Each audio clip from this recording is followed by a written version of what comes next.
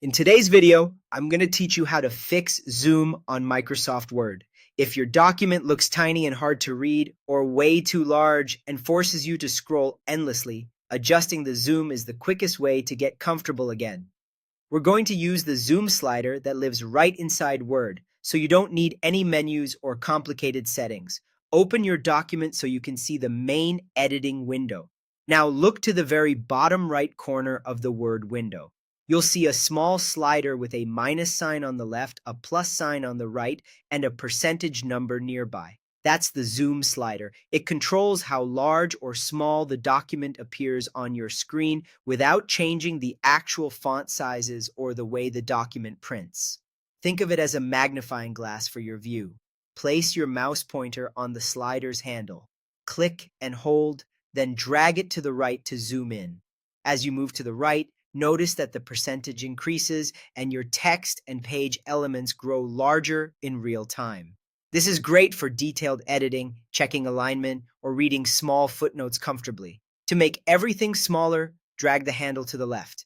The percentage will drop, and you'll see more of the page on your screen at once. This is handy when you want an overview of your layout, see multiple paragraphs without scrolling, or step back to check spacing. You can stop anywhere along the slider to land on the view that feels best.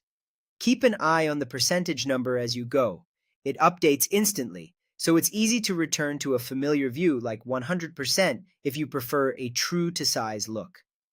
Many people find something in the 120% to 150% range comfortable for reading, while 80% to 100% works well for seeing more of the page at a glance. There's no right answer here. Choose what helps you work efficiently. If your page suddenly looks like only a corner or a few giant words, don't worry.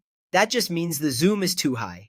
Gently drag the slider left until the full page returns. If everything looks too tiny, slide to the right to bring the content back into readable focus. Remember, zoom only changes how you see the document on your screen.